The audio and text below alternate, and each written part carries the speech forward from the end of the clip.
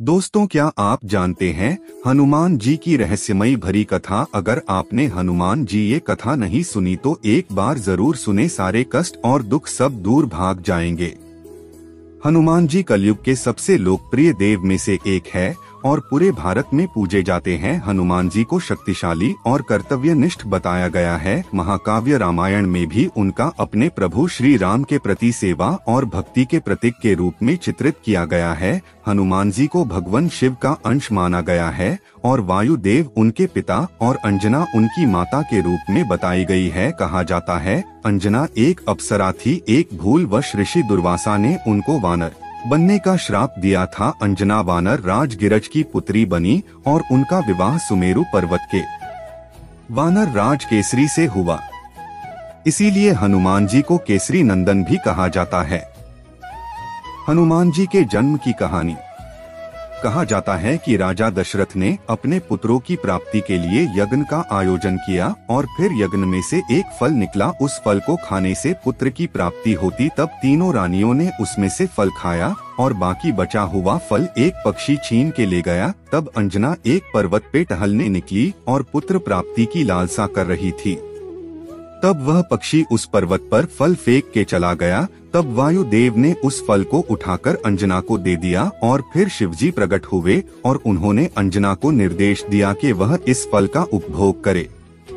ऐसा करके उन्होंने हनुमान की कल्पना की। वही बचा हुआ फल कैकेयी के हाथ से पक्षी ने छीना था। अंजना ने वही फल का उपभोग करके हनुमान जी का जन्म हुआ था। इसीलिए श्री राम हनुमान जी को भरत के समान भाई कहते थे। जब हनुमान जी ने सूर्य को निगलने की कोशिश की थी, एक बार हनुमान जी को भूख लगी। उनको आसपास कुछ नहीं दिखा तो हनुमान जी ने सूरज को देखा। हनुमान जी बाला अवस्था में थे। उनको लगा यह एक फल ही है। वह सूरज को निगलने को नजदीक जा रहे थे। जैसे जैसे नजदीक जा रहे थे वैसे वैसे अपना आकार भी बड़ा कर रहे थे। राहु का ध्यान पड़ा कि कोई शक्ति सूरज के नजदीक आ रही है। उन्होंने तुरंत इंद्रदेव से सहायता मांगी। तब इंद्रदेव ने हनुमान जी को रुकने को कहा। हनुमान जी कहाँ मानने वाले थे। तब इंद्र ने वज्र से हनुमान जी पर प्रहार कर दिया। हनुमान जी मूर्छित होकर नीचे गिर गए। यह बात हनुमान जी के पिता पवन देव को पता चली। पवन देव क्रोधित हो उठे। उन्होंने सृष्टि के वायु चक्र की गति को बंद दिया। अचानक से हवा रुक गई और जीवों का दम घुटने लगा। देवताओं को चिंता हुई कि इस प्रकार वायु के थम जाने से तीनों लोकों की गति रुक जाएगी। हनुमान जी की शक्तियाँ। संकट के समाधान के लिए सारे देवता जाकर पवन देव से इंद्र की किए की क्षमा मांगने लगे। उनको शांत करने के लिए सभी देवताओं ने अपनी अपनी शक्तियाँ और वरदान देने लगे। जैसे ब्रह्मा ने अमरता का वरदान दिया और कहा वे अपनी इच्छा से अपनी उपस्थिति बदल सकेंगे। सूर्यदेव ने कहा कि वह अपनी ऊर्जा और चमक का एक हिस्सा देंगे और जब चाहें उन्हें वेद का ज्ञान भी सिखाएंगे। वरुण ने कहा कि वह लंबी उम्र के बावजूद वह पानी के प्रभाव से अप्रभावित रहेंगे। यम देवता ने कहा कि उन्हें कभी यमयातना से डरना नहीं पड़ेगा। विश्वकर्मा ने उन्हें वरदान दिया कि उनके द्वारा बनाए गए किसी भी शस्त्र से उन्हें कभी कोई आहत नहीं होगी। कुबेर ने उनकी गदा प्रदान की और युद्ध में विजय बने रहने का आशीर्वाद दिया। इस प्रकार देवताओं द्वारा दी गई शक्तियों से हनुमान जी धन्य धन्य हुए। हनुमान को श्राप। इस प्रकार हनुमान जी थोड़े बड़े हुए। वह बड़े शरारती थे। वह जंगल में रहने वाले ऋषियों को बड़ा परेशान करते थे। उनके नटखटपन से परेशान होकर एक ऋषि ने उनको श्राप दिया कि वे अपनी सारी शक्तियों को इसी क्षण भूल जाएं। माता अंजनी को पता चला तो माता ने बालक की भूल का पश्चाताप किया और ऋषि से क्षमा मांगी। तब ऋषि ने बताया कि जब इसे शक्ति की सबसे ज्यादा आवश्यकता होगी तब उसे कोई याद दिलाएगा, तब उसे अपनी सारी शक्तियों का स्मरण हो जाएगा। सीता माता की खोज।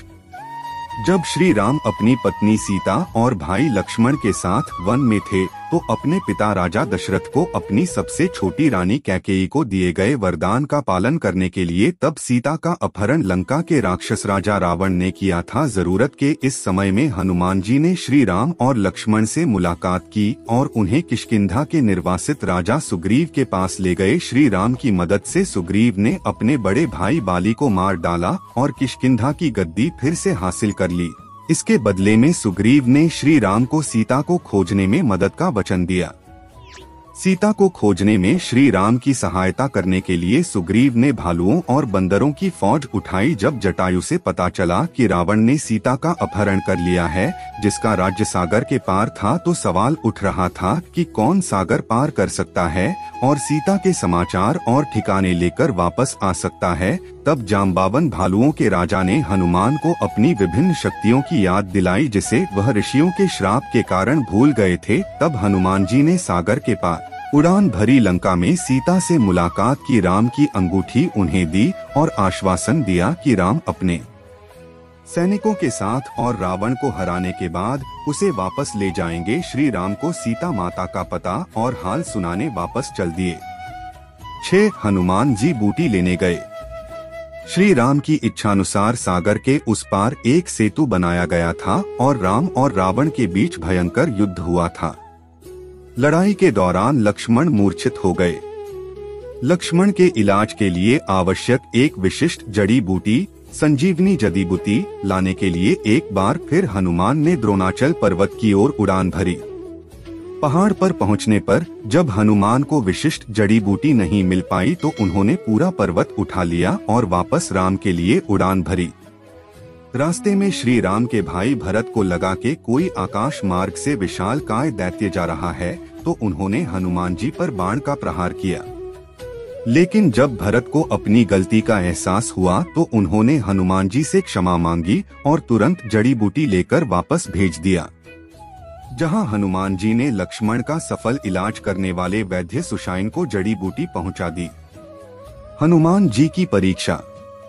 युद्ध खत्म होने के बाद राम वापस अयोध्या चले गए और राज्यभार संभालने लगे। जंगल में रहने के दौरान उनकी मदद करने वाले हर व्यक्ति को उपयुक्त रूप से पुरस्कारित किया गया, लेकिन श्री राम ने जानबूझकर हनुमान जी को पुरस्कारित नहीं किया। इसके बाद माता सीता ने अपनी कीमती पत्थरों से जुड़ी माला हनुमान जी को भेंट की। हनुमान जी ने उसे खुशी खुशी भेंट स्वीकार कर ली, जिन्होंने बड़ी कृतज्ञता के साथ स्वीकार किया। लेकिन कुछ समय बाद दरबारियों ने देखा कि हनुमान जी एक एक करके अमूल्य पत्थरों को तोड़ रहे थे। दरबारियों ने यह हास्यास्पद कार्य का कारण पूछा। हनुमान जी ने कहा, जिसमें राम नहीं है वह चीज मेरे लिए बेकार है, हालांकि यह इस भौतिकवादी दुनिया में अमूल्य हो सकता है।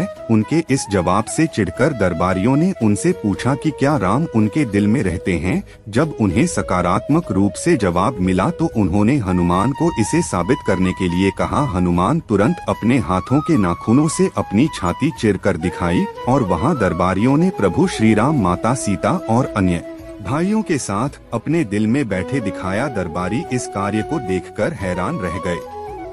तब प्रभु श्री राम उसी वक्त अपने सिंहासन से खड़े हो गए और हनुमान जी को अपने हृदय से लगा लिया। वहां बैठे सारे दरबारियों ने हनुमान जी की निस्वार्थ प्रेम और भक्ति की लोग सराहना करने लगे। कहा जाता है कि जब तक लोगों के होठों पर राम का नाम रहेगा, तब तक हनुमान जी पृथ्वी पर राम नाम रहेगा तब तक जीवित रहेंगे। और यह भी कहा जाता है कि जहाँ जहाँ कलयुग में राम कथा होती है, वहाँ स्वयं हनुमान जी विराजमान रहते हैं। तो दोस्तों, आशा करता हूँ कि ये हनुमान जी की कथा अच्छी लगी होगी। अगर अच्छी लगी हो तो हमारे चैनल को सब्सक्राइब जरूर करें ताकि हर न्यू वीडियो आप तक आ सके। तो दोस्तों, मिलते हैं अगली वीडियो में, तब तक के लिए जय बजरंग बली, जय हनुमान, जय श्री राम।